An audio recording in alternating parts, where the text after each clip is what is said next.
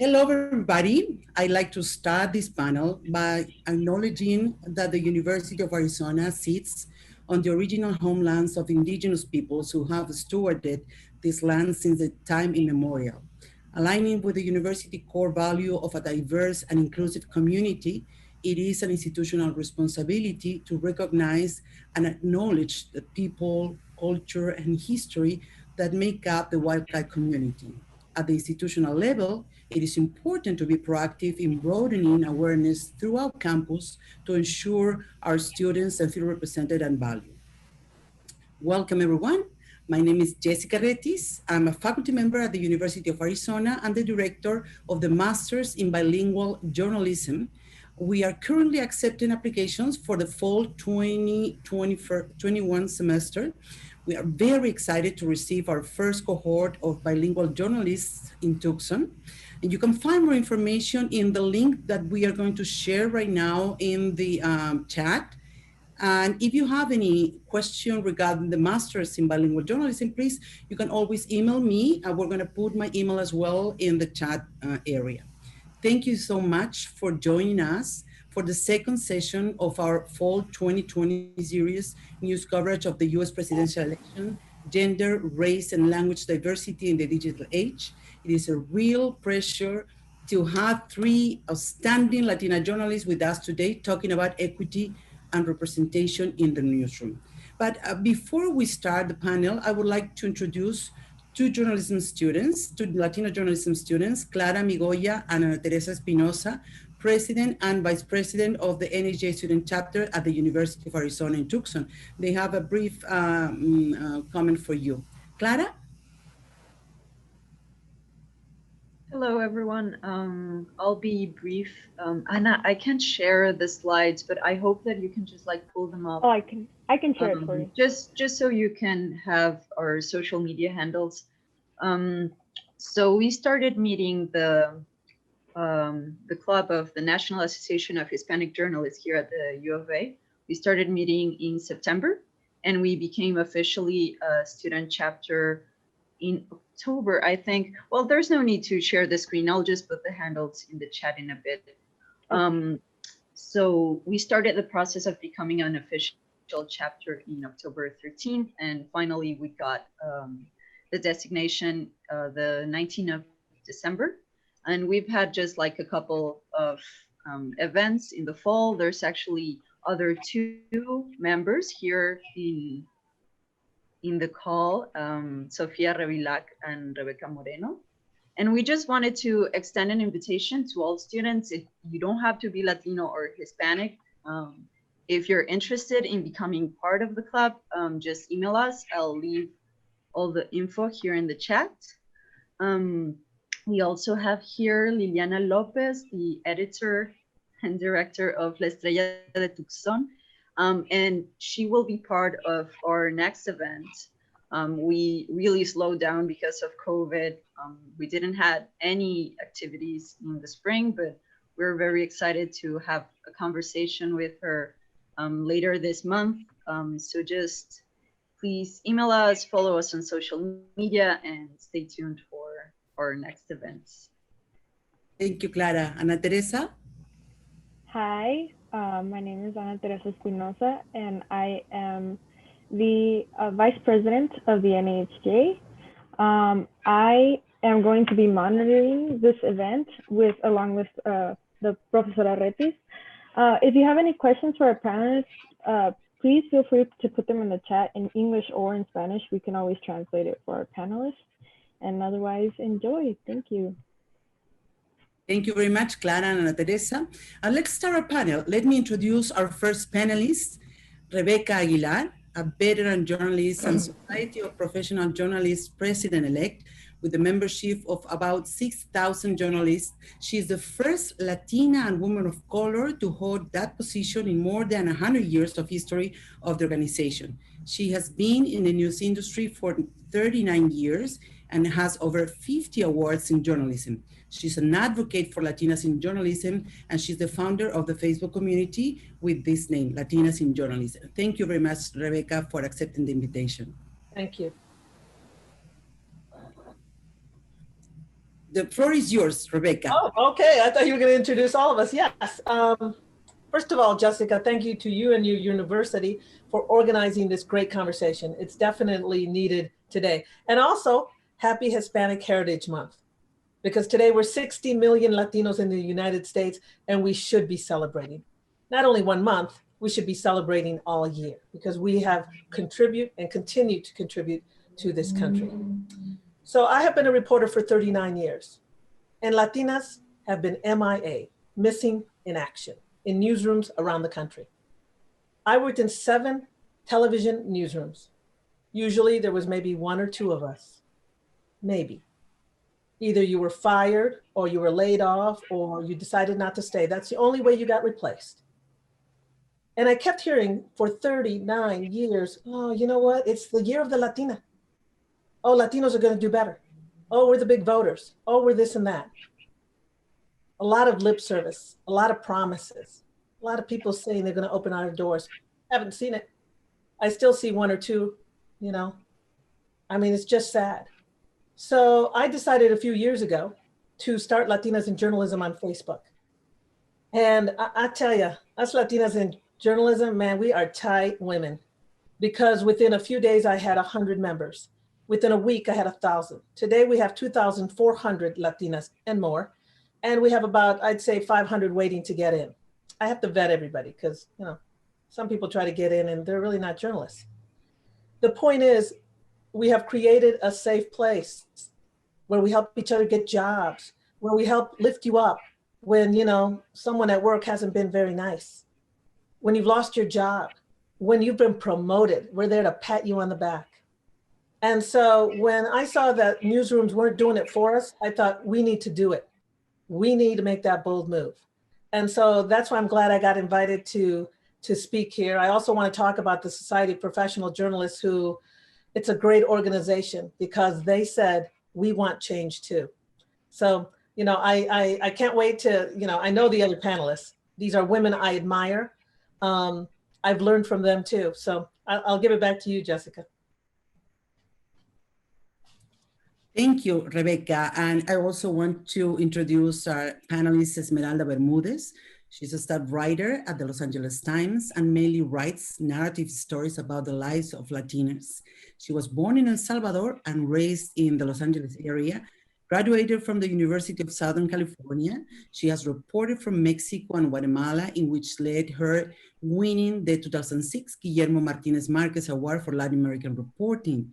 Bermudez has also been a finalist for a Livingston Award for international reporting.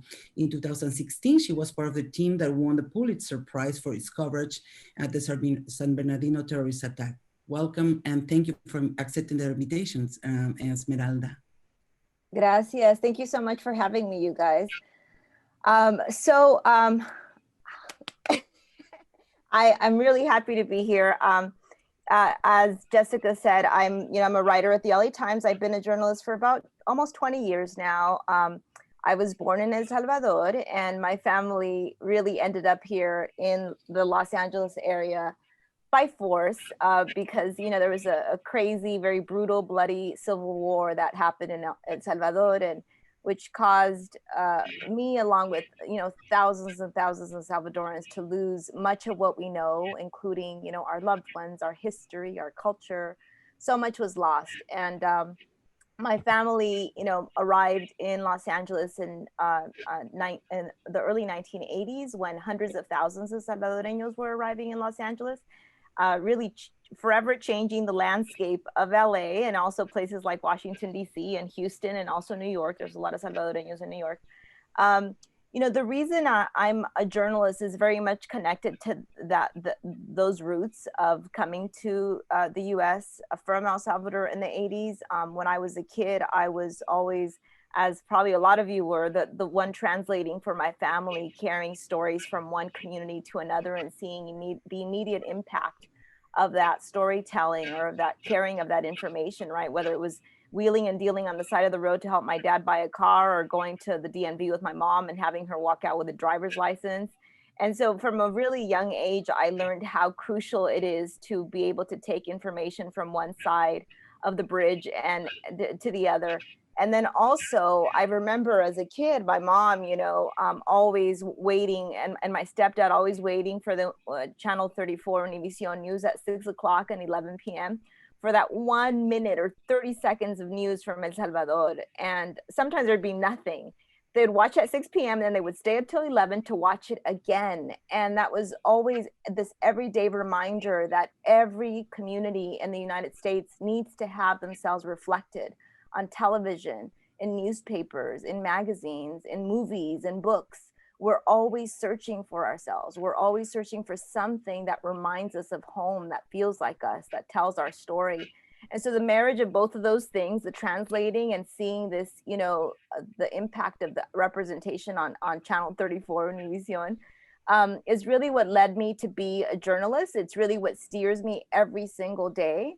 And I started my career in one of the whitest places in America, Portland, Oregon, at the Oregonian. And, it's more than 95% white. And one of the first things I remember thinking to myself when I got there was, we need to establish a Latino beat. even though there was hardly any of us there, but I was like, no, there's a tremendous immigrant population working in the field. There's so many, Oaxaqueños, gente from Michoacán, and we were there. We were, getting our taco trucks constantly policed and harassed, and there was just all kinds of issues at the community. That even it was 1 or 2% of the population. I was like, we got to talk about this 1%. So I did actually work. It took me about 2 to 3 years to establish the first Latino/immigration beat at the Oregonian. And then eventually I came down to LA, which has been my dream, place to work since I was in second grade. I always kind of joke about the fact that as a kid, I never dreamed about a husband. I always just dreamed about marrying the LA Times. And so I'm in that marriage now for about 12 years. And I'll talk more about that later. But thank you so much for having me, Jessica. I really appreciate it. Thank you very much, Esmeralda. We are very happy to have the three of you here. And let's introduce our third panelist. There she is. Dianna Náñez. She's investigative reporter at the Arizona Republic, AZCentral, and has written for USA Today. She focuses on underrepresented communities and ethnic issues in her community, making sure that all voices are heard and corrupt power is held to account. Her participation in the Diversity Committee at the Arizona Republic has increased the amount of Latinx and marginalized voices represented in the news coverage. She's a member of the 2018 Pulitzer Prize-winning team for explanatory reporting, examining the ramifications of building border wall. She was awarded an Emmy in 2018 by the Southwest chapter of the National Academy of Television Arts and Sciences, and was a member of the winning team for the 2020 Goldsmith Prize for investigative reporting. She served on the National Association of Hispanic Journalists Board of Directors and chaired the Republic Newsroom's Diversity Committee for 7 years. Welcome, Dianna. Gracias. Oh, well, I am muy emocionada seeing everybody's faces and seeing Jessica. And we've talked in these last couple of years, these last 4 years, about the idea that if we're not there, if our faces aren't there, if our voices aren't there, then it's not a full representation of our communities, our people, our country. And I've seen more than ever this idea of we have to create spaces for our students, for our children, for our parents, for our families, for our journalists. We have to create our own tables, not just wait for a seat at a table. And that's what I see today being. And I'm pleased for every opportunity to be with my heroes like Rebecca and Esme and all of you. You're all my heroes every day. I think, if any of you watched the presidential debate last night, you'll know you are all heroes, doing the good work and trying to tell stories in a very, very painful time for our Latino community, for our communities of color, for our marginalized communities, and do it to where we are truly hearing and listening to people, truly understanding the disconnect that people feel from their leadership, from their civil servants, from their politicians, and from their own local journalism, even, nonetheless, national journalism. And I believe that for me, I was so passionate about the idea that I didn't see like my abuelita and my abuelo represented on our news. I didn't see them represented in their stories, their faces, their voices, and really because of the lack of power, the lack of language barriers, really. So I'm very happy to see this master's degree happening. And I just remember thinking, why would my abuelita and my abuelo's stories not matter? Why would they be important? They're so valuable, and how can we represent everybody if we don't have that? I was born in Northern California, a little tiny town, 5,000 people, called Gridley. It's up in the Sacramento Valley, primarily migrant and farm workers that were migrant and then found a place where crops grow year round. So you got to pick the fields year round. I really believe in the idea of giving back the sacrifices that my family made. My grandparents moved here from Chihuahua, and I think about them giving up their country, their family, basically, because as many of you know who have lived across borders, you don't have the money to go back and see. My grandmother in her life probably went back maybe 2 times. My grandfather didn't get to be there when his own mother passed. So I look at journalism as an opportunity to tell everybody's stories, because if my stories from my community are missing, then everybody's stories are missing in some way or another. That's my goal. What am I missing? What can I see? And my work on the diversity committee was interesting because as we have these debates now, whether they should exist or not, whether the burden should lie on journalists of color to make changes that we need to make as an industry, and often lack the seat at the table to do so, because all of you who are at this table know what our parity numbers look like for Latinos and for journalists of color in leadership in the news industry. And they're appalling. So, but that said, I was joking, I've often joked that just call me Doña Quixote, like I'm all for it. I'm gonna be tilting at windmills for like the rest of my life, and I'm cool with that. But I want to kind of leave with this idea as we go into questions, is that for so long in having these conversations about equity and inclusion and representation and telling stories and investigating stories, and yet not having even people of color on your investigative teams, not having them as editors, is that it was so hard to get across that it was like, oh, there's this diversity thing. That's great, we want that. Can you guys do that diverse? Like we want, that's great, can we have all that? Yet it was always separate from the news conversations. And that's why this title of this panel is so important to me. When Jessica like gave us the privilege of like throwing some ideas out there, I was like, I got one. Because this is the conversation I've been trying to have, is that diversity, equity, and inclusion is not separate from news and journalism. It is the accuracy of news and journalism. And I think the more that hopefully we can have these conversations and use that opportunity to tell people that, so that there's no, well, yeah, we'll get that as the third tier of things while we go out and tell accurate stories. You do not have accuracy unless you have equity and representation in newsrooms. Well, you see, only few minutes I gave them and we're already inspired. I'm gonna have, and look at this, we're talking about award-winning journalists, absolutely bilingual, all of them in positions of leadership, doing great job, and also fighting within the newsrooms, not only to represent their communities, our communities, but also to train our colleagues, right, in how to understand, how to make this a more openly minded ways of doing a profession that is more than ever important in our society.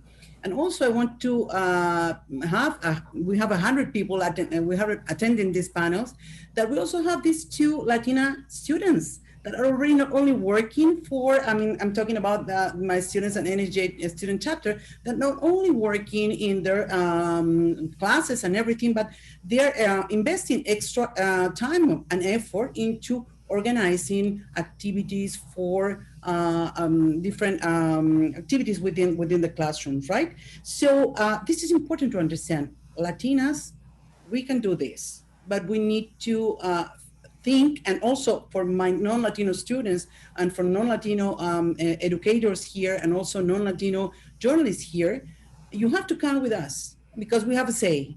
And this is what we have to say, right? As Latina journalism students, as Latina professors, and as Latina journalists. So basically with my round, and then I will stop because I want actually panelists, because we have so many journalists also attended the panel, to ask their questions.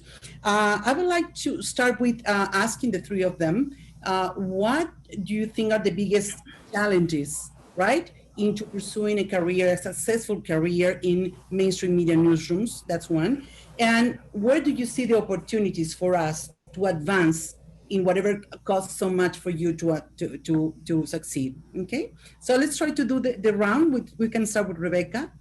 Okay, and so your first question was, what are the opportunities? Challenges first, right? Challenges. The strongest challenges, and then how you embrace them, face them, and where do you see the opportunities to advancing in this area, right? I think the challenges will always be finding the opportunities, because while, again, you know, in many of the TV newsrooms where I worked, maybe there was one, I was maybe the only Latina. So that meant somebody had to wait for me to either get fired, move on, or just quit the business. So it's finding those opportunities, And that's another reason I created Latinas in Journalism. The challenge is making these managers think outside their box. And usually it is their white box.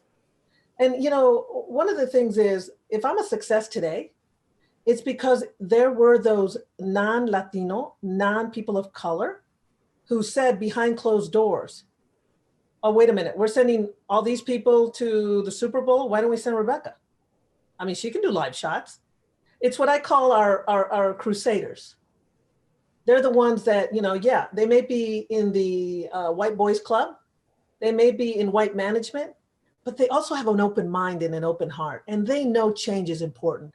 And they are out there. They are out there. You have to find them in your newsrooms. Believe me, I'm a success today because those were the people that said behind closed doors, or when they went golfing, or when they had poker games together, you know, because believe me, that's another thing that happens. That in their conversations, they were saying, hey, you know, let's go send all these people, while the majority on assignment on big stories, while the majority may have been people that were not people of color, or maybe even women, and understand I'm a twofer here. There's that one person, that one, you know, I remember Paul Ray in Toledo, Ohio. Here's a Latina, no experience in TV news. And he said, he looked at my resume, he's like, huh, Rebecca, you don't have any internships. Sorry, I couldn't work for free. And my, you know, mom and I had to pay for more in college. And he's like, okay. And he gave me a chance. He gave me a chance. Let's talk about the Society of Professional Journalists. Perfect example. You know, again, it is a big deal for us to have, you know, 2 Latinos at the top 3 positions at the Society of Professional Journalists. But guess what? I had mentors. They were white, 1 Latino. Robert Ledger, 1 Latino. White female, Alex Turquino. You know, Colin DeVries, who's one of the leaders in New York. He's like, hey, you know what? Here, open. They talk diversity. So you have the challenges in the newsrooms, you have challenges in organizations. But what I say, the biggest challenge and the way you overcome it is find those people. There's so many people that, you know, there's the people that will, yeah, we want diversity and inclusion, lip service. And then there's this group over here that say, you know what? We're doing it for real. We want diversity. We want Latinas. We know they can do it. They're not there to break us down. They're there to lift us up and say, look at their resume. How much do they have to do to be included? And then there is the non-Latinos or non-people of color, like, you know, believe me, I have been questioned about my experience as a journalist. I've been questioned as my experience as an organization leader. I mean, I have 50 awards and nominations, and I still have to fight those people saying, no, she's not qualified enough. She ain't good enough. But you know what? Kisses to all those people out there that are the non-Latinos and the non-people of color who said enough is enough.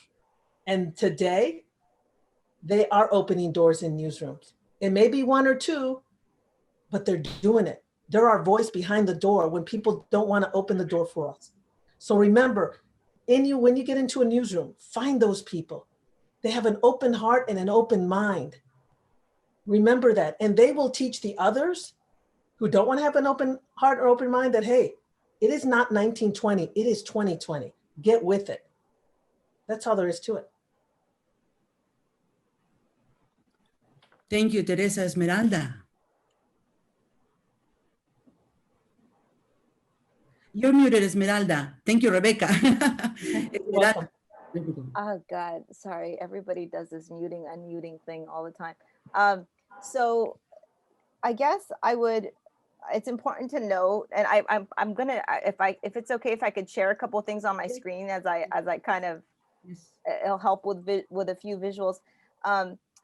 You know, we have to remember, right, that in terms of challenges, specifically, we're up against more than 100 years of news organizations being rooted in really white supremacy, right? In very well-off, very connected families. And this includes obviously the LA Times, starting newspapers to further their interests, to further their power. And none of those, pioneers, news pioneers, were coming at this with any sense of integrity or equality or looking after the interests of the vulnerable. And no, what they wanted is to just amass the most power possible. And I'm bringing this up because I really want to encourage you guys to, if you haven't already, look at the project that we just put together at the LA Times. And this was actually one of the results of, can you guys see my screen? Yes. Okay, so this was one of the results, right, of the Latino caucus, the newly formed LA Times Latino caucus pushing, and also the LA Times Black caucus, first and foremost, pushing for this to happen at the LA Times, for the LA Times to analyze its nearly 140 years of coverage, both with the Latino, Asian, and Black population, and really step back and give an unflinching examination of all the things that they've done wrong, every way that they've failed, every way that they've, marginalized, and really just cast this like dark cloud over the community. And so I think it's always important to remember that we're working up against that history when we talk about, what are we up against? When you walk into a newsroom as a Latina or as a Latino, you're the latest, right? In decades of other Latinos coming in there and feeling a sense of isolation or feeling like they're being typecasted or treated a certain way. I remember when I was starting out in journalism, and I went to my first couple NHJ conventions. This is the National Hispanic Association of Hispanic Journalists. I would hear some of the older Latinas, I think probably Rebecca's included in that, right? I mean, these veteranas, these amazing journalists talk about, this feeling of loneliness in the newsroom, and how one day you're going to need to make sure, like, you're going to need some sense of support. And I was always like, what are they talking about? What does that mean? And then like literally like a few months later, I was in Oregon by myself, and I was the only Latino in a newsroom of about almost 400 people. So it's obviously very real. I think that the opportunities, right, that we see, I want to talk a little bit about the work that the LA Times Latino Caucus has embarked on in just the last few months. So the caucus formed 3 months ago, and it really came about from the uprising of the George Floyd protests, as you guys know, that created this incredible conversation on a national level that led to this reckoning of race and racism in our newsrooms, and how the vast majority, just about all newsrooms, right, have these are composed of leaderships that are 80 to 90% white, and most of the newsrooms are also like 70 to 90% white. And we're not talking about like little towns in Vermont and Mississippi. We're talking about Houston, and we're talking about New York and Washington, D.C. and Los Angeles and Chicago. And so, you know, within our newsroom, it led to this incredibly raw and passionate and very necessary conversation that started on our diversity Slack channel.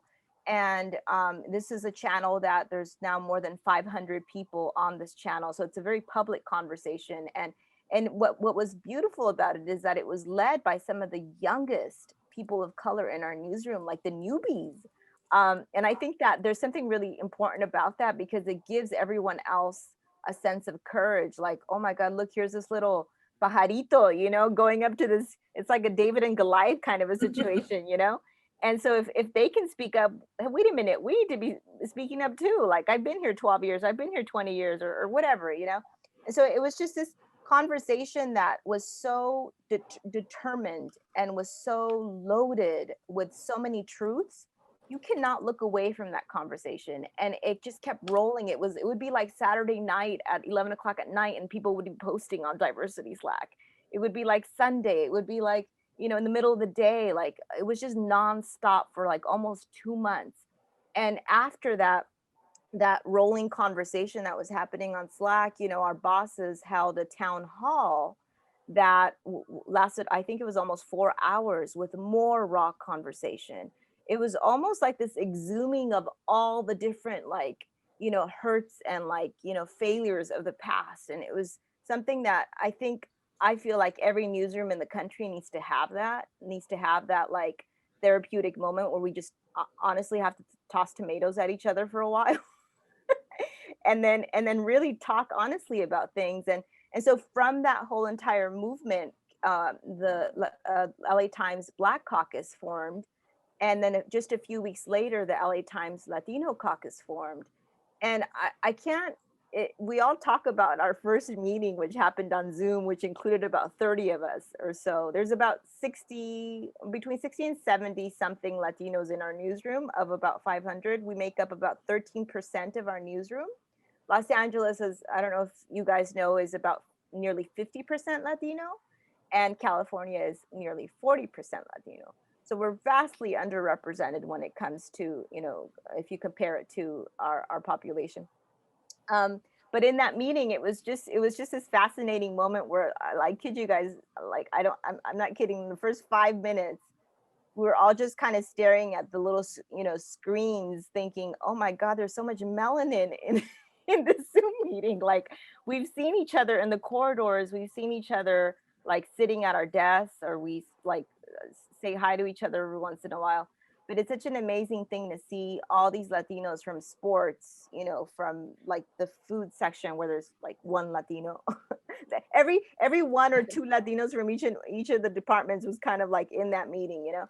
And so I think what the reason I'm mentioning this is because there's just something beautiful about this critical mass, right, that happens. And there was this sort of jittery, also confusing feeling, like, what is this going to lead to? And we were coming at it with this really great sense of ambition and determination. And so we launched into what some of you guys probably saw on social media, right, through our account. We had our first campaign that involved putting together a very specific and very ambitious letter for our management that included 14 demands, very specific demands about what we want, you know, to have a more fair representation in our newsroom. And I think I encourage you guys to take a look at this letter and to check out our Twitter account. But the thing that I want to mention is that, you know, I would love it if I had a magic wand. I would retire the words diversity and inclusion. I would just put those words in a box and put them out in the ocean and just have it, just waves just take them away. The words should be accountability and results. You know, what can you do, you know, as a movement to come together, even if it's 3, 4, 5 Latinos in your newsroom, to put systems in place, make requests and put systems in place to check your bosses on these things.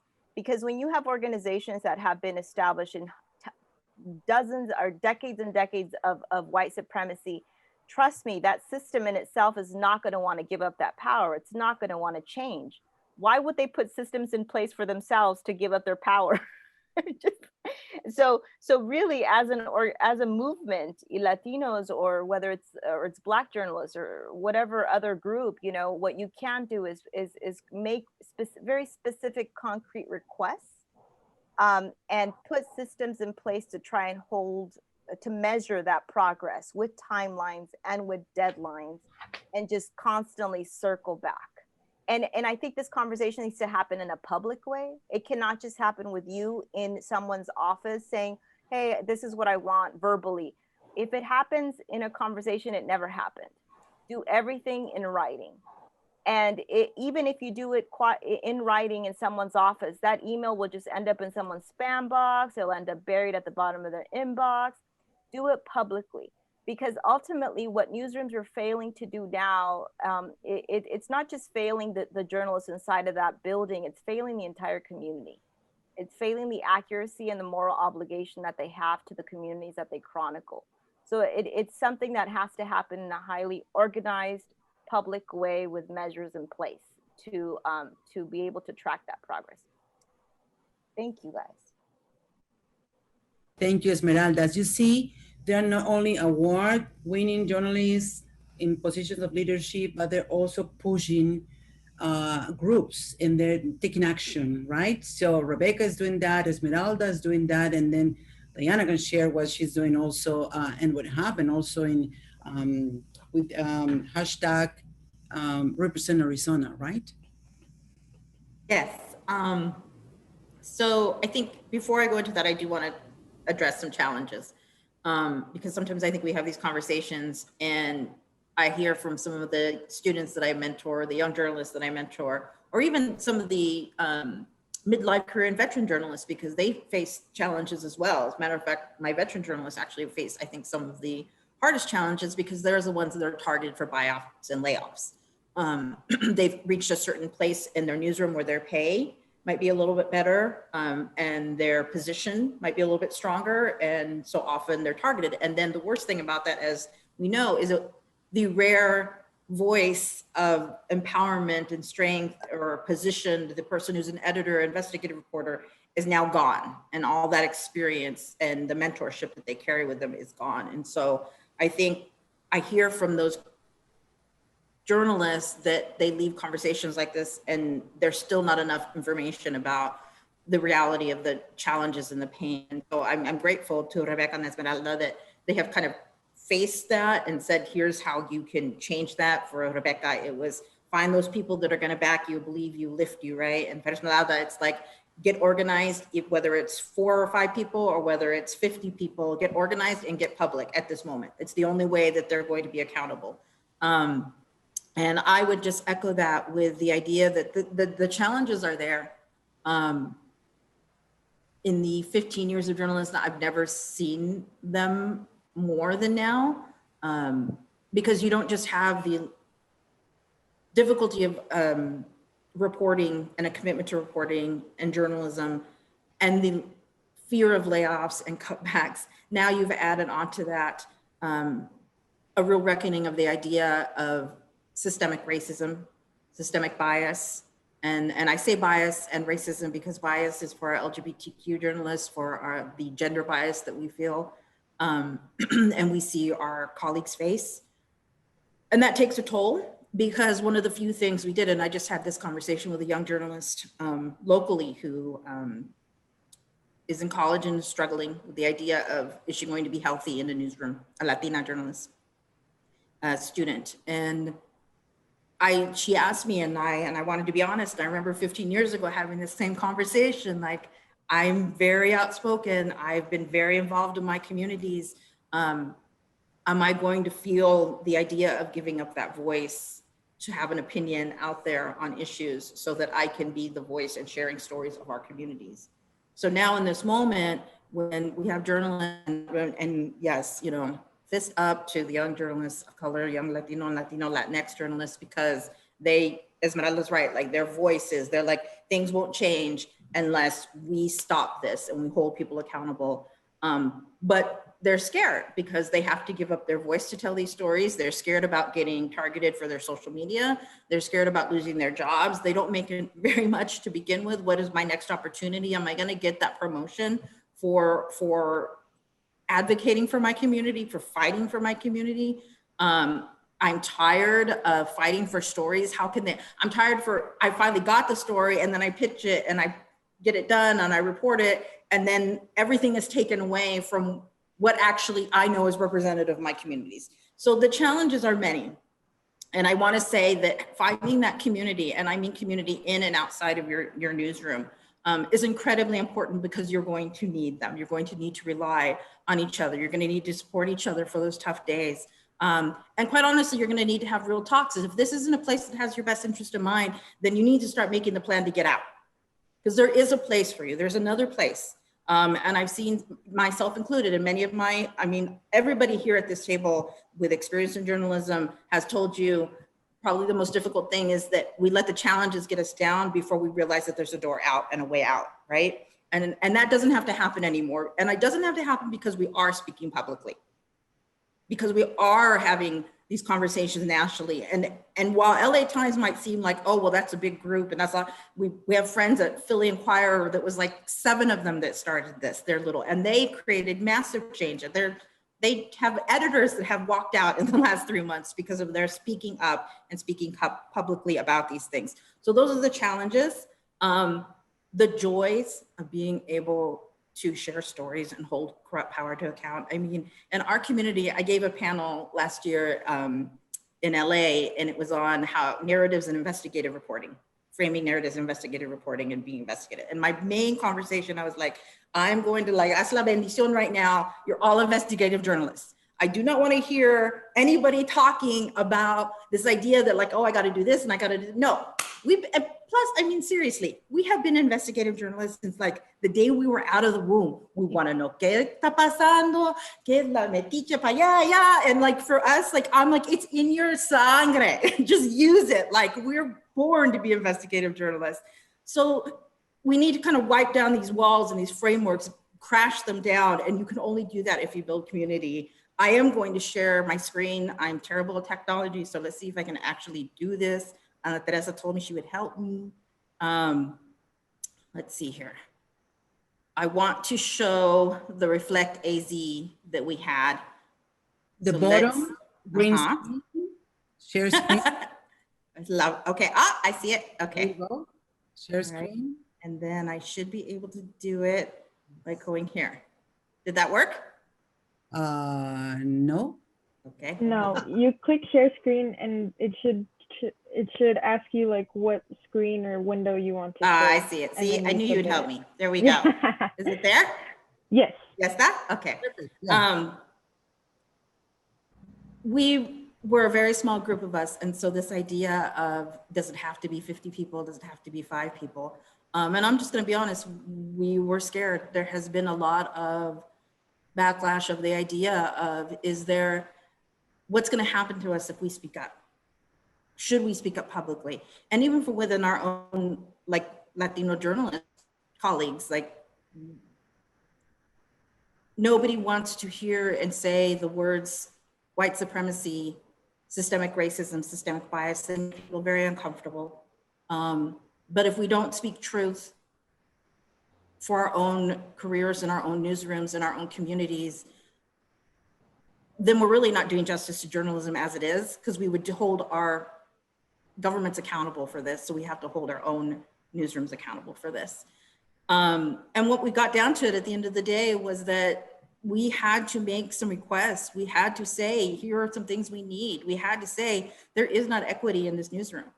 And if we don't start the conversation that there's not equity, then you can't have accountability and trans. You just cannot.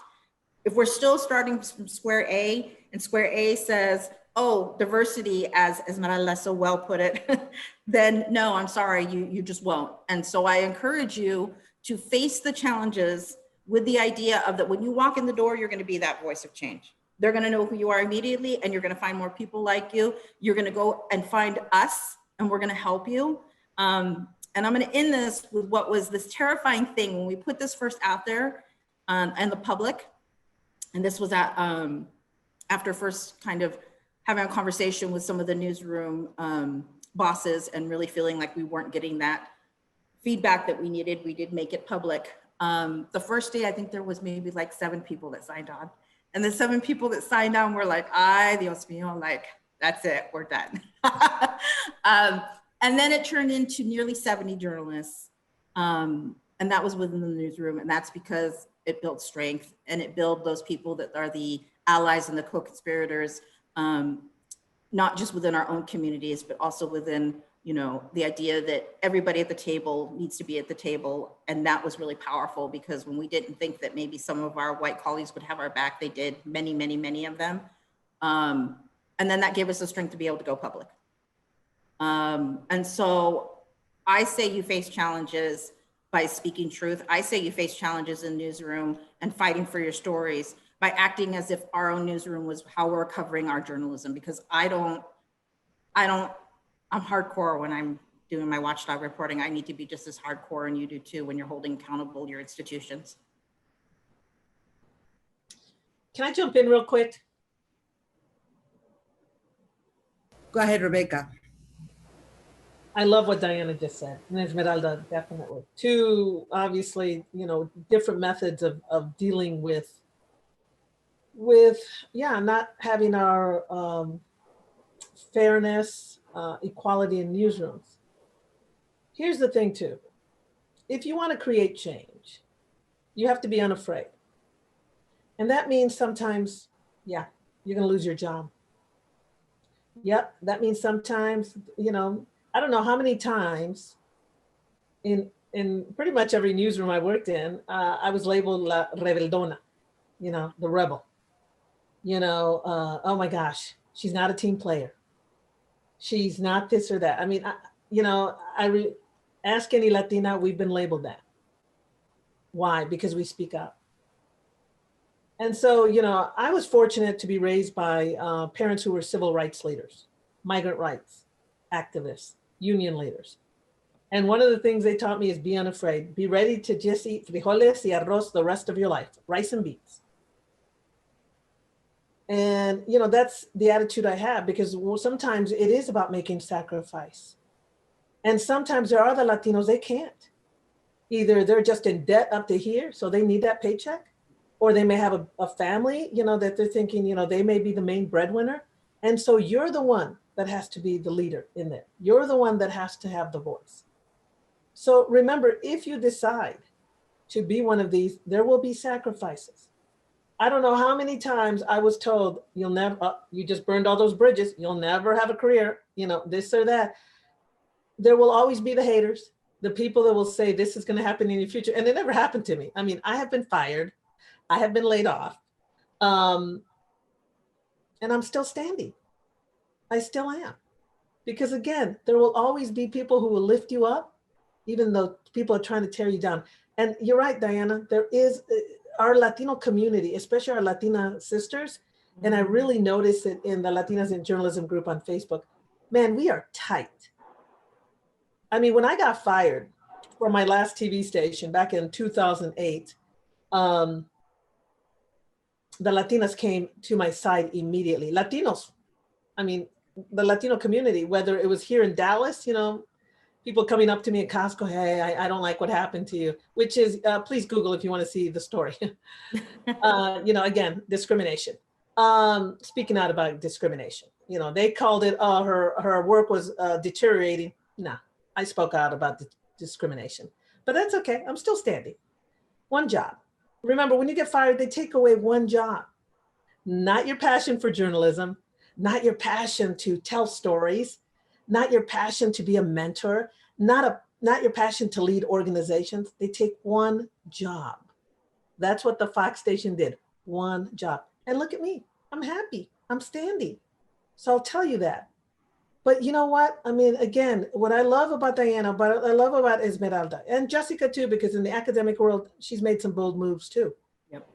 Sometimes you just have to have that courage. What I love about millennials, let me tell you, my kid is a millennial. They're willing to say, you know what? I don't like this. I'm going. You know what? I'm not going to take your crap. I'm moving.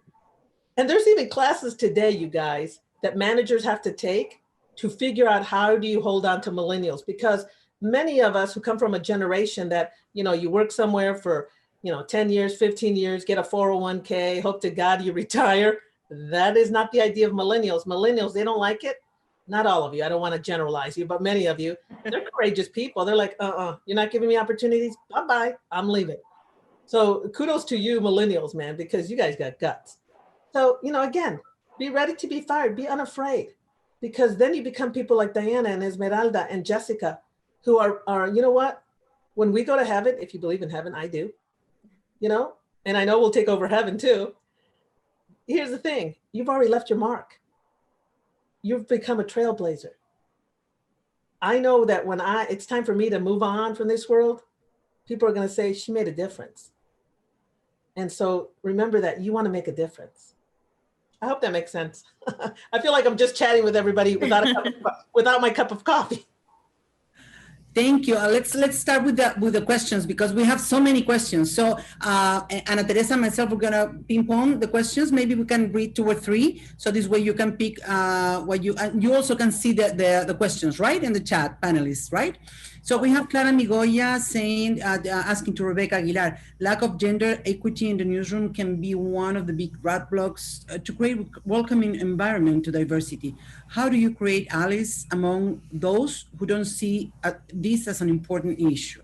Oh, great question. Okay. That's a great question, because we're 2 first. Two or 3 questions, and then you can wrap them. Then Diana Ramos is asking, how do you think Latinos in journalism can find themselves in a newsroom that is not diverse? How can they step up and bring something to the newsroom? And then Catherine Galliano, what advice would you give to someone who has left journalism and is thinking of coming back? Okay, I'll jump in real quick. So, Esmeralda and Dianna can give their 2 points. The first one, gender. Since we're twofers, like me, a Latina and a woman, you got things happening. Again, if it is an all-white management team, find somebody, find an ally, ask, you just get this vibe. I don't know, you guys know what I'm talking about. You have a vibe around somebody, they're very open-minded. Ask them, hey, obviously today we can't go have coffee at Starbucks, but see if you can chat with them, get to know them, let them get to know you. They're the ones that will open the doors for you, because I'm telling you, behind closed doors, or when these people go play poker together or play golf because they can during the pandemic, this is the person that's going to bring up your name. And with this person, you can say, hey, that project, that management, or, I want to get into the investigative team. Can you drop can you put in a good word for me? Once you've created that friendship with that person, because hopefully they haven't forgotten their roots too, who gave them a break. They're going to open the door for you. But it's about finding those people. And I'm telling you, in every newsroom, 7 of them that I worked in, there was always someone to help, always. So find that person. Real quick too, I didn't absorb all your questions. It was a lot, but I think the last one, how do you get back into the job market, right? Was that it, Jessica? Mm-hmm. How do you get back in? How do you jump back into the job market? Easy. Just go, I know that, let's say if it's in television or newspaper or digital, check out your local community paper. First place I would go is to a community paper. Those people are suffering right now. I write for 2 community papers in Dallas, one that pretty much covers the African-American community and one that's like 1 million people on one side. It's not the Dallas Morning News. Go there. They need your videos. They need your stories. I'm usually the front page, and it's not because it's me. It's because usually I have a good story. And yeah, do they pay me a lot of money? No. But if I know this, that if I was looking for a full-time job somewhere, I have clips, I have videos, and I have a reference. Mm-hmm. So go there. And also for you people, I saw a question, what if I can't afford to do an internship? I can't get paid. Community papers. Just go there and say, hey, I have a story.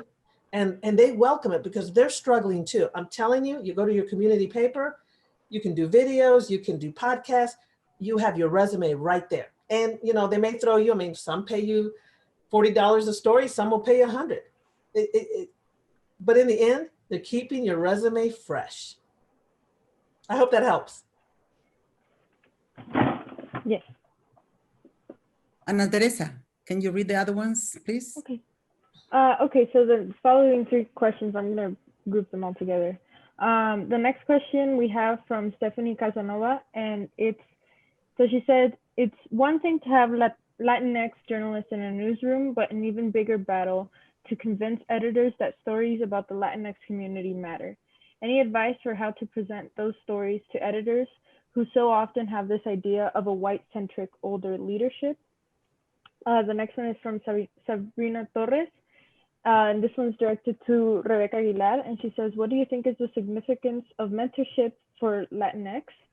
And also this one is from Caroline. And she says, have you ever had to question the rhetoric that an editor requires reporters to use in their writing reporting in regards to identifying minorities like Latinx and other marginalized groups?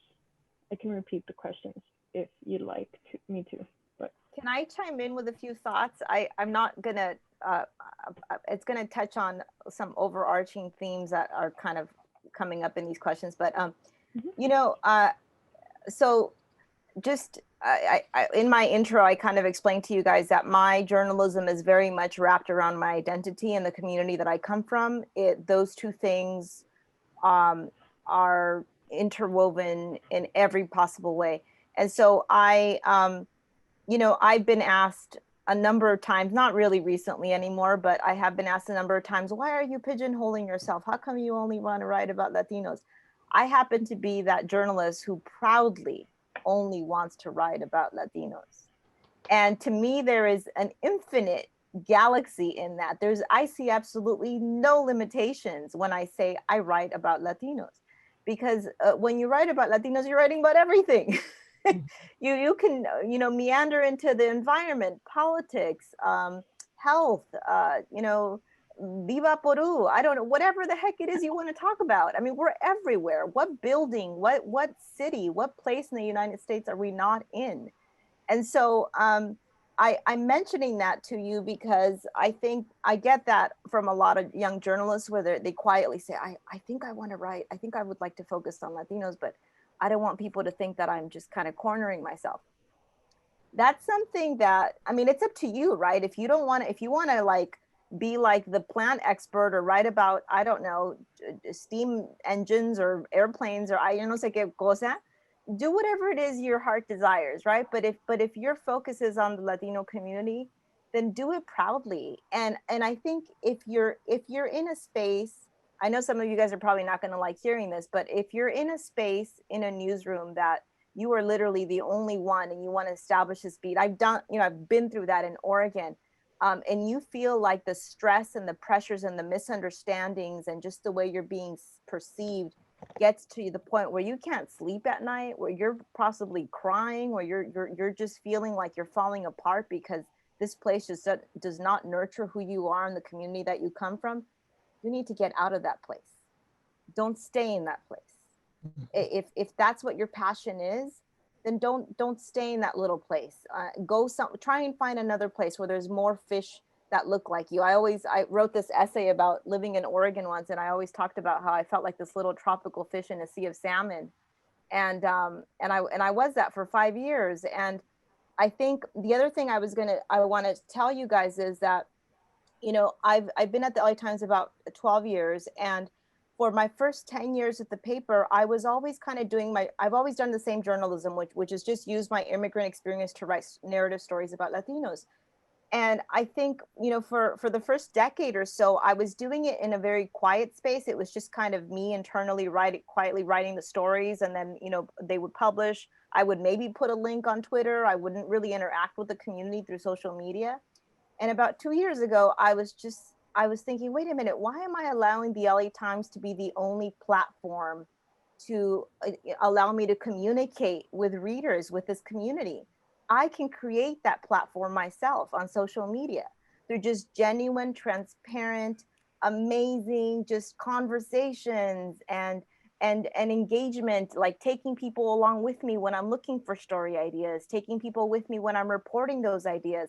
And I've taken people with me to, like, you know, when I've reported down from Oaxaca, you know, I've been posting all these different, I remember I posted all these different threads, or when I covered Monsignor Oscar Romero's canonization in Rome, you know, I have this, let me kind of actually really quickly share the screen with you guys. But I think it's important to note, right, that, you know, this is, oh, let me see here. So this is my, can you guys can see my Yes. screen, right? So this is my Twitter account, right? I mean, 2.5 years ago, you guys, this is a community that was about 700 followers. In 2.5 years, it's grown to 35,000 followers. This is clear proof to my bosses that, and this is pretty much a Latino-centric account. I unapologetically cater to the Latino community on my Twitter account, whether it's through my work or through my personal experience as a Salvadoran immigrant in Los Angeles, in the United States. You don't produce these kind of numbers tapping into a community that does not exist, that does not want to engage, that doesn't want to, you know, talk about storytelling. And this eventually produces engagement in the LA Times. That's really what I'm representing here. I'm representing the LA Times. The other thing I was going to show you guys is, sorry, give me just 1 second. I just wanted to give you guys just a quick sense of how this sort of plays out for me in a more specific way. This is from a presentation I was actually just doing to my bosses today about some other project, but just so you guys get a sense of how things kind of tend to go down for me on Twitter.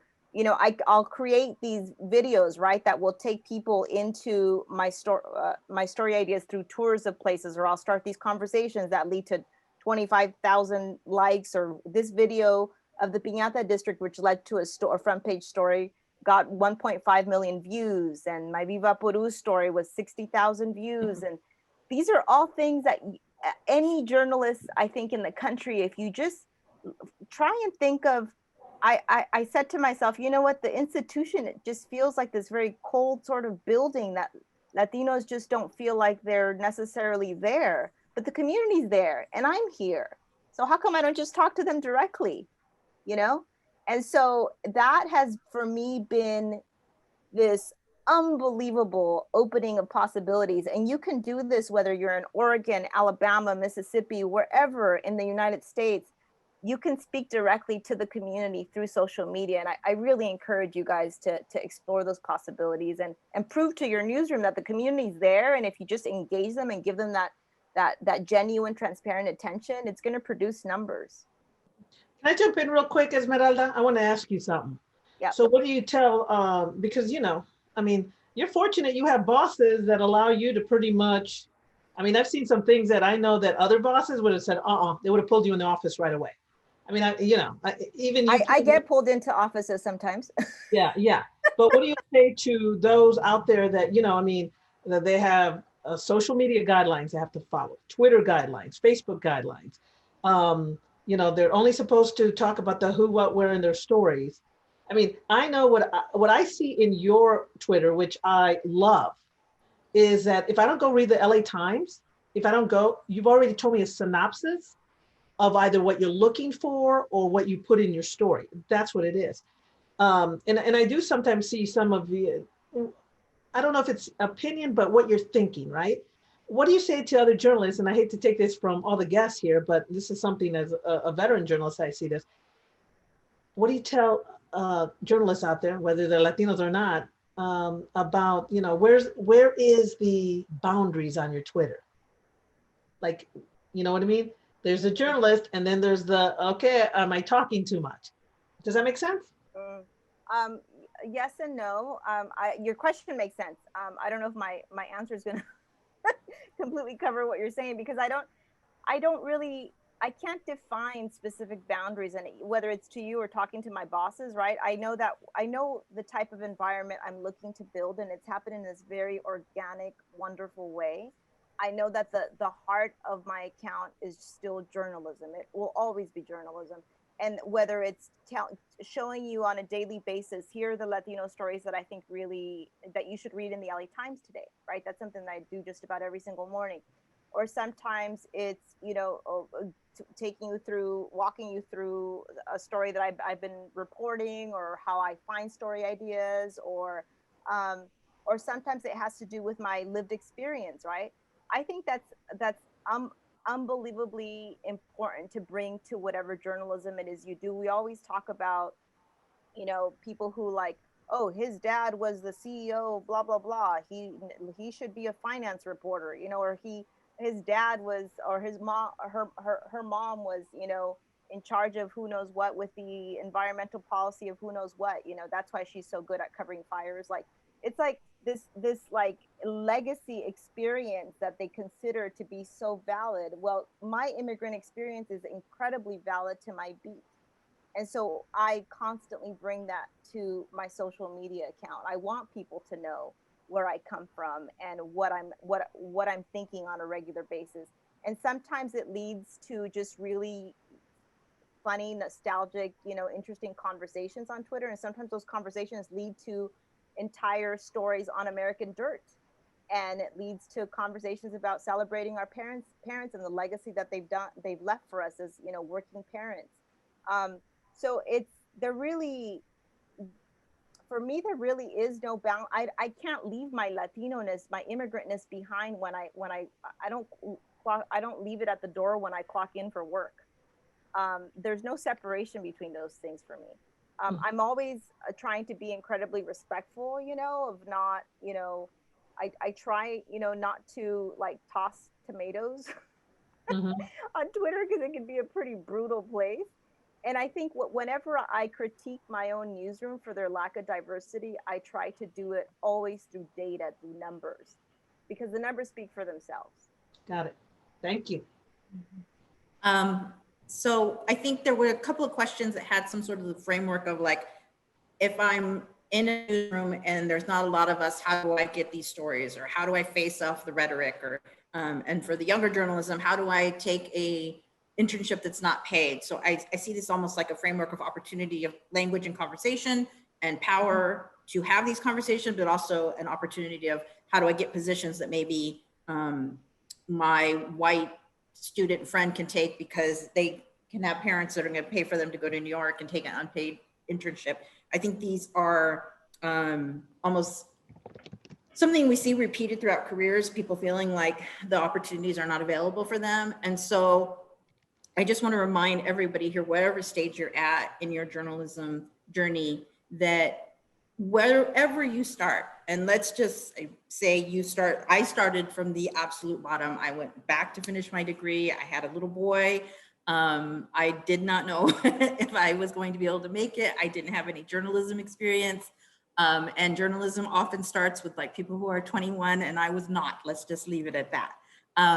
But I say this because I had to make my own opportunities. And I want you guys to say to yourself, don't limit yourself right now, because you're valuable and your voices are valuable. There's a reason why people are trying, as Rebecca has told us often, you're being recruited right now. All of us are being recruited because of a reckoning that should have happened 100 years ago, but leave that at the door. Sometimes I believe that we limit ourselves because of the systems that were not created for ourselves. And it's really important to me that everybody leave today and map out what your dream thing is. So when I'm counseling a journalism college student, I tell them, it's your freshman year. I want you to tell me what your dream internship is. And because the work to get to that dream internship starts now. If you can't afford to take an unpaid internship, I encourage you to look to Chips Quinn, because it's one of the places, they call it the Chips Quinn Mafia even. They will look after you forever, but it's specifically for journalists often. And I believe it only has the print version, but I have friends who connect with us afterwards. We'll find something similar for if you want to be in broadcast. The reality is that if you know that you want to be at the Washington Post internship at the end, it's a Chris Quinn, yeah.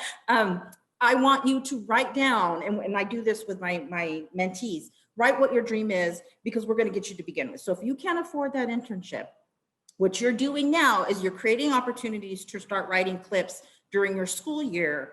And you're going to have to work a little bit harder, and you're going to have to put in a little bit of extra clips, and you're going to be able to do it maybe over Christmas break, so that during the summer, if you have to work, you have some clips so that you can do your freelance opportunities. Because I literally got turned down for all the internships. I got turned down to even an interview for an internship at the job that I'm working now.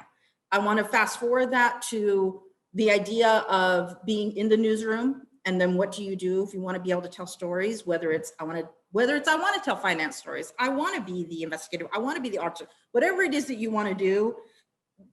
If the stories that you're fighting for your Latino community, then you sit down and you tell the people that are in there that have those jobs, or you go into I've had this happen so many times. You make an appointment, you get on the calendar of the top boss's appointment book, and you say, here's what I want to be.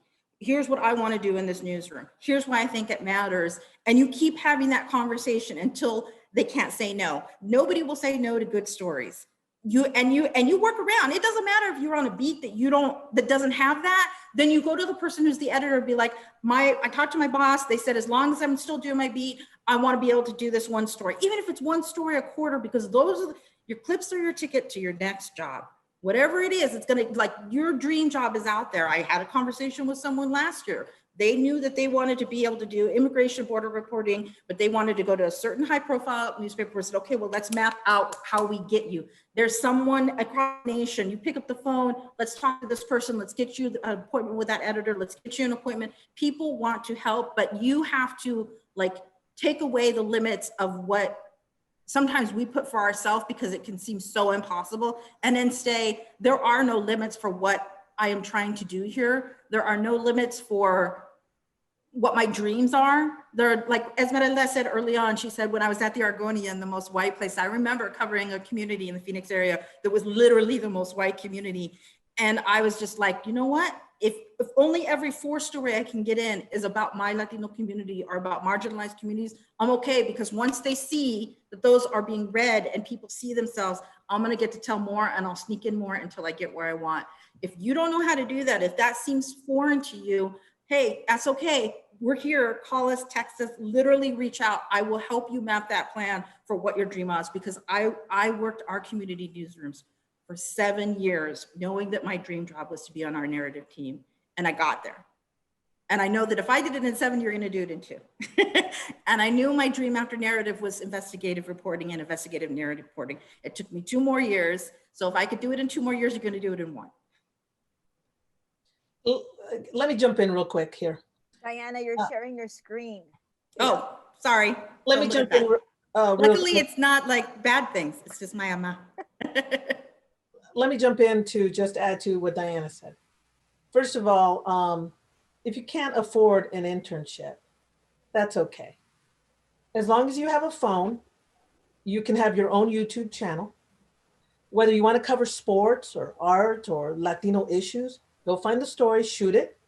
You have iMovie, or on Android, you may have Viva Video. Cut a little story, put it on your YouTube channel. That's a good idea.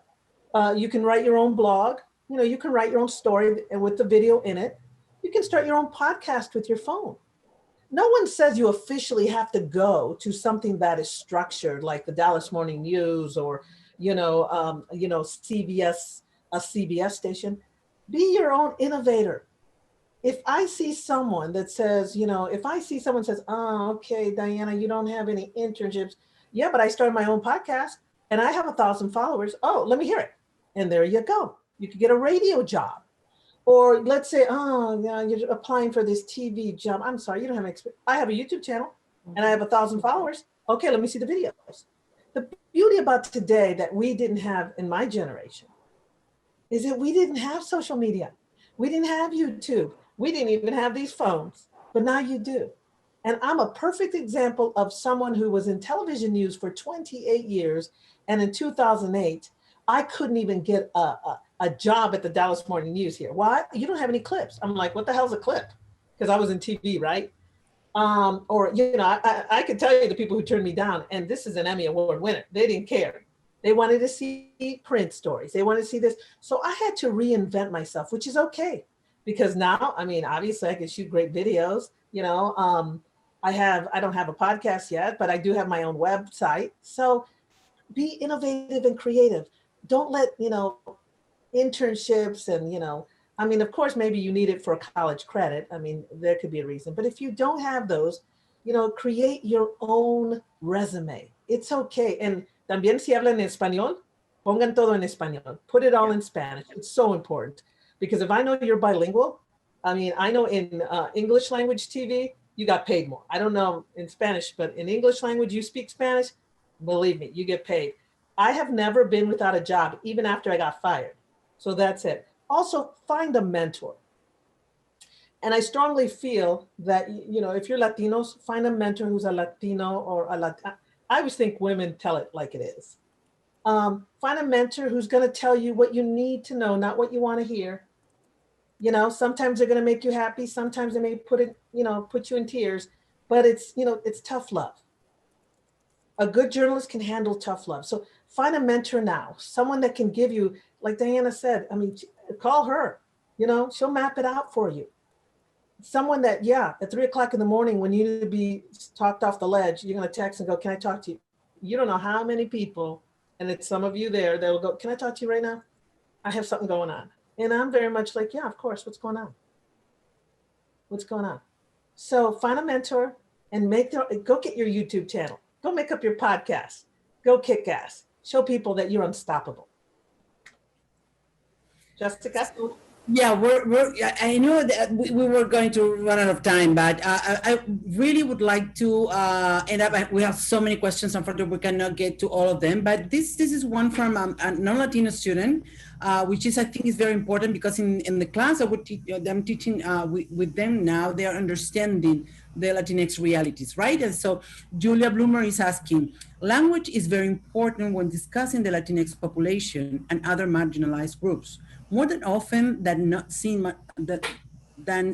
these marginalized people are fit into a box and not looked as individual people who are parents, children, have jobs, etc.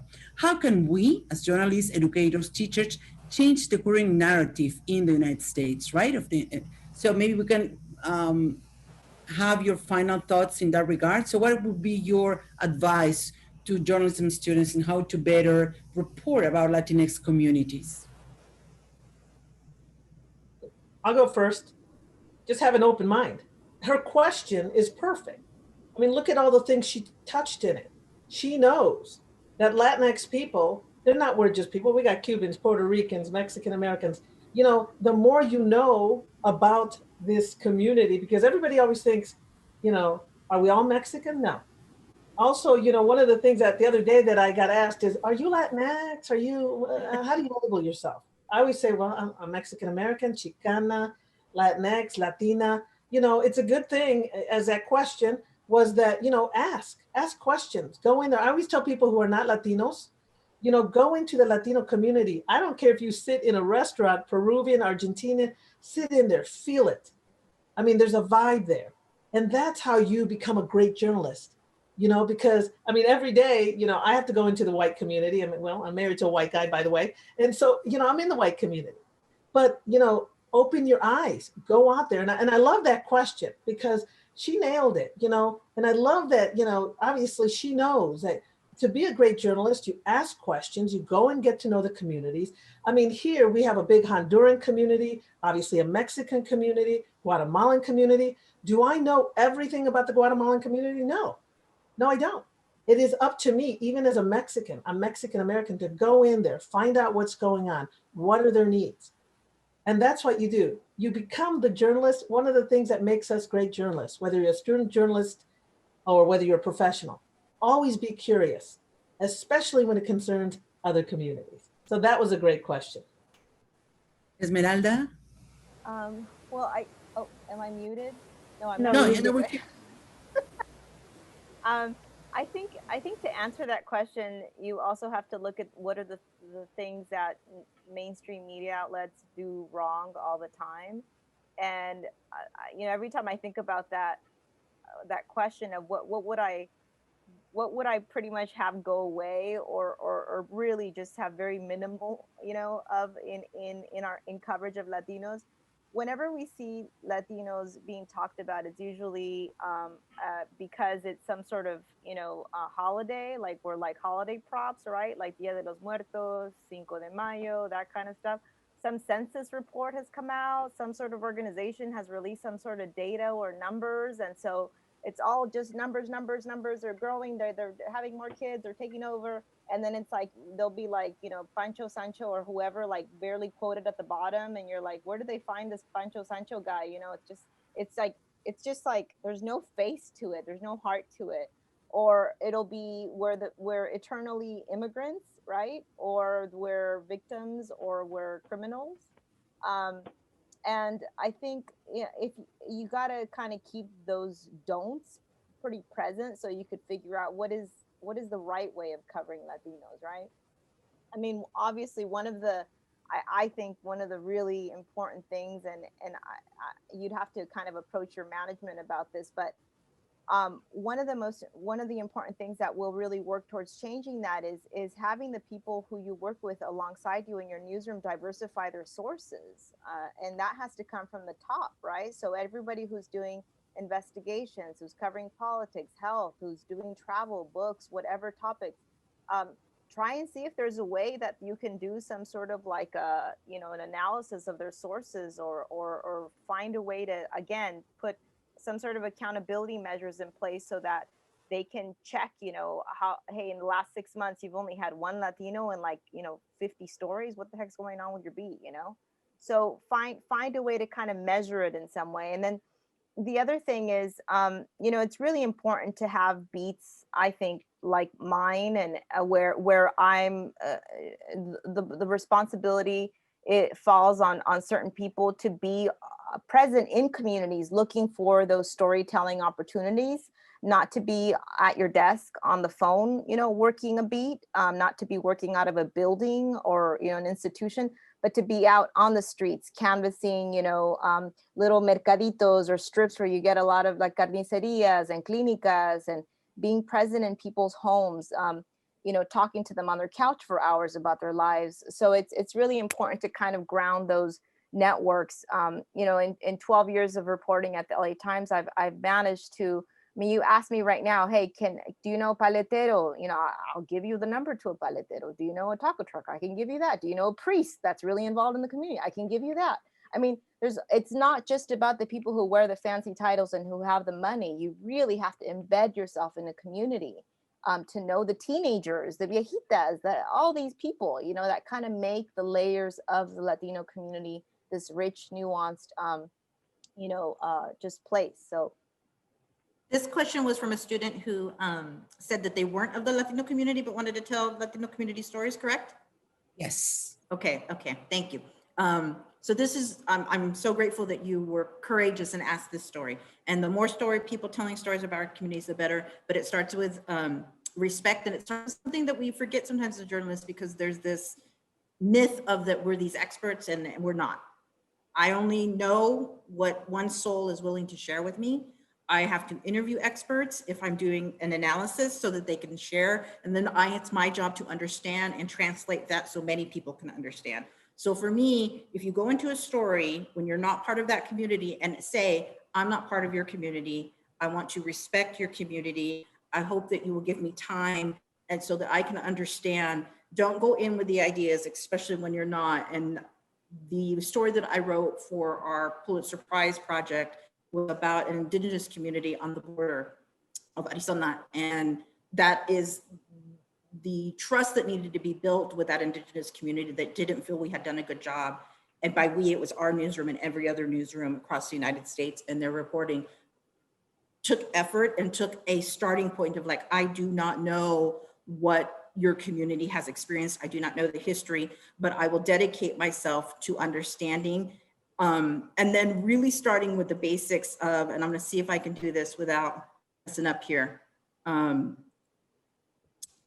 It's one slide I wanna show you, and if I can get it up here real quick. Did I share my screen yet? No, not yet.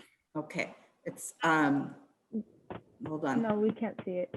Can you do a, oh, there it is, okay. There we go. Okay. You have to start with basics when you do not know a community. You have to start with the people. You have to accept the fact that you probably are going to bring stereotypes that you learned somewhere else, and you have to literally be able to have that conversation. If you cannot give people the basis of understanding who they are, understanding that they're not a monolith, understanding that you haven't spent time with them, then I actually say really don't start with a community that you're not a part of. And that might be controversial. And as much as I want people to be telling these stories, if you cannot go in and spend time with a community, if you cannot go in and get to know people, if you cannot go in and ask for the ability to say, I recognize my privilege and I recognize my power as being the journalist that's actually going to share your story when I'm not a member of your community, then you need to maybe think about doing some other stories first. But if I hear the courage and commitment in your voice, I would say before you even start thinking about story ideas, go spend time with this community that are the Latinos where you live. Go spend time with people, get to know them, and they will share the stories with you that naturally come. They will tell you what are your 5 W's and your WTFs. So I'm hopeful for you and happy to talk if you want to reach out at some point. Well, we just got into the last minute of our conversation, and on behalf of the School of Journalism and the University of Arizona and the new Masters in Bilingual Journalism, I really like to thank everyone for attending this event. We had 100 attendees. So many people were interested in hearing what Rebecca Aguilar, Esmeralda Bermudez, and Dianna Náñez had to say. And please, if you can, this is a second session of our series. Next time, we're going to be on October 14 at 1 p.m. with representatives of Mi Familia Vota, a national civic engagement organization that unites Latino immigrants and allied communities to promote social and economic justice throughout citizenship, workshops, voter registration, and voter participation. So please come join us for that discussion as well. Thank you so much, Rebecca, Dianna. This has been a pleasure to have you. Thank you. Thank you so much. And thank you everybody for attending. Thank you.